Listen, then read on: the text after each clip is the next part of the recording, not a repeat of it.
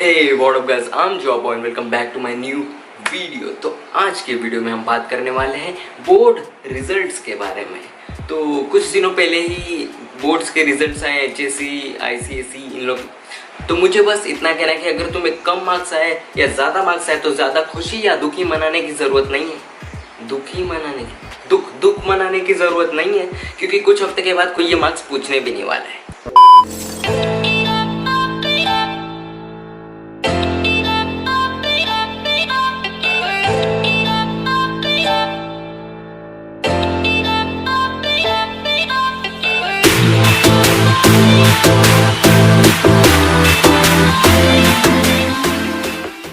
तो मुझे आज भी याद है कि जिस दिन मेरा एचएससी रिजल्ट आने वाला था उसके पिछले दिन मेरी इतनी फट रही थी कि मैंने दोस्तों को बोला मुझे 70% आ ही नहीं सकते, मुझे लगता है नहीं आएंगे। और मैंने जोश में उनसे बेट लगा ली कि मेरे 70% नहीं आने वाले, और अगर आ गए तो मैं तुम सबको पार्टी दूंगा। और अगले दिन सब लोग ने नॉनवेज खाया। मतलब इनफैक्ट जो मेरा दोस्त वेजिटेरियन है उसने भी चिकन बिरयानी मंगाई। बोलता है सोयाबीन समझ के खा लूंगा। आज उस दिन सब हुए थे, लेकिन सिर्फ पार्टी मैं दे रहा था। क्यों? क्योंकि मैंने सेल्फ डाउट किया था और जोश में बेट लगा दी। तो इस कहानी का तात्पर्य यही है कि कुछ भी करो पर खुद पे डाउट मत करो, सब मिलेगा तुम्हें। जो चाहते हो सब हो जाएगा, बस खुद पे डाउट मत करो। और ये मार्क्स से भी कुछ डिफाइन होता नहीं है, क्योंकि मैं जिस कॉलेज में जाता हूँ 90% वाले बच्चे भी मेरे बाजू में बैठते हैं और मैं 72 लाके भी उनके बाजू में बैठता हूँ। कोई फर्क वाली बात है नहीं। तो अब बात करते हैं मेरे रिजल्ट्स के बारे में। तो मैं बीके में बहुत वीक था। बीके मतलब बुक कीपिंग, कॉमर्स स्टूडेंट्स को पता होगा कि मैं किसकी बात कर रहा हूँ। तो मैं बीके में बहुत वीक था। तो एक बार क्या हुआ था, मुझे क्लासेस में बीके के सर ने डांटा भी था कि देखो अगर तुमसे बीके नहीं जमता है तो कॉमर्स क्यों लिया, मतलब तुम्हें अकाउंट्स नहीं आ रहे तो कॉमर्स में कुछ नहीं होगा, छोड़ो कॉमर्स और जाके आर्ट्स करो, साइंस करो। फिर बहुत गुस्सा है मेरे को, और उस दिन के बाद मैंने बहुत प्रैक्टिस की बीके में। बीके के बहुत सम सॉल्व किए, बहुत सारे सम्स टैली किए और इतना प्रैक्टिस किया। और जब मैं बोर्ड के एग्जाम्स लिख रहा था बीके के, तभी मेरे दिमाग में एक चीज़ आई, मैं आर्ट्स ले रहा हूँ 12th के बाद।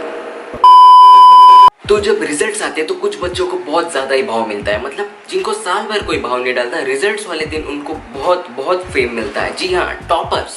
इस साल तो हद ही हो गई। मैंने सुना कि सीबीएसई बोर्ड में किसी लड़की ने 100 में से 100% लेके आए। मतलब कैसे यार, हमें तो बोलते थे कि लैंग्वेज में पूरे मार्क्स नहीं मिलते। मतलब अगर तुम 5 मार्क का ऐसे लिखोगे तो 3.5 ही मिलता है। तो जिस लड़की ने टॉप किया और 100 में से 100 लाए हैं, उसे भी बीए करना है।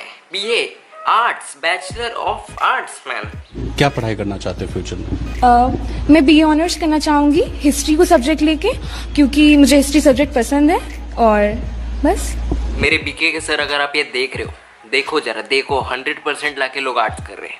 देखो अगर टॉपर्स की बात हो रही है और बिहार बोर्ड के टॉपर्स की बात ना की जाए तो ये बहुत नाइंसाफी होगी। तो आओ नज़र मारते उस लेजेंडरी वीडियो पे जो सालों से चलता आ रहा है। मतलब बहुत सारे लोगों ने वीडियो देखा भी होगा, पर एक और बार देखते हैं यार।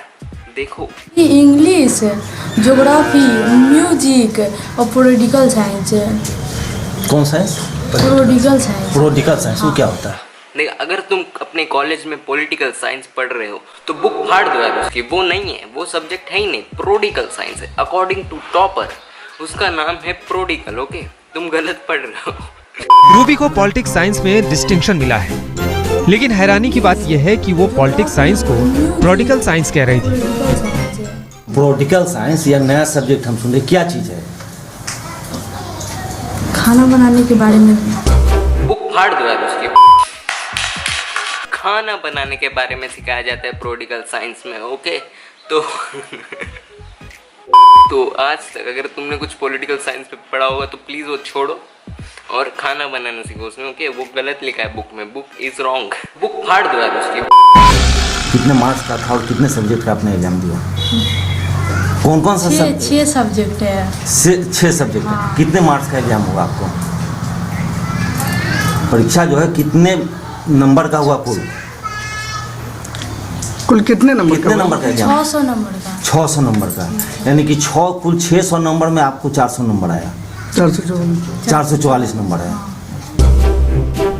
हैरानी की बात यह है कि टॉपर रूबी को ये तक नहीं पता कि इंटर की परीक्षा 600 अंकों की नहीं बल्कि 500 अंकों की होती है, और उसे 500 में से 444 नंबर यानी 89% नंबर मिले हैं। Now seriously I'm feeling sad for this topper, like उसकी शक्ल से लग रहा है यार कि क्यों किया मैंने यार टॉप, मतलब क्यों किया। मतलब क्यों, मतलब मैं फेल हो जाती चल जाता है। ये इसको कौन बुलाया, कैमरा लेके क्यों बैठा है? हाँ नहीं पता मेरे को कितने सब्जेक्ट है। मैंने तो चिट खोला लिख दिया, अभी क्या। एग्ज़ाम की तैयारी अपने पूरे सेल्फ स्टडी पे पूरा फोकस था, और जो भी स्कूल में पढ़ाया जाता था उस पर मैं अपना घर पे आकर के पूरा मतलब सारा तैयारी करता था कि कहीं पर भी कोई चीज़ छूट ना जाए। Most reactive element periodic table में कौन सा है? एल्युमिनियम। एल्युमिनियम। वो कैसे एल्युमिनियम मोस्ट रिएक्टिव में सबसे ज़्यादा सेंसिटिव एलिमेंट कैसे हुआ एल्युमिनियम? एल्युमिनियम कैसे है?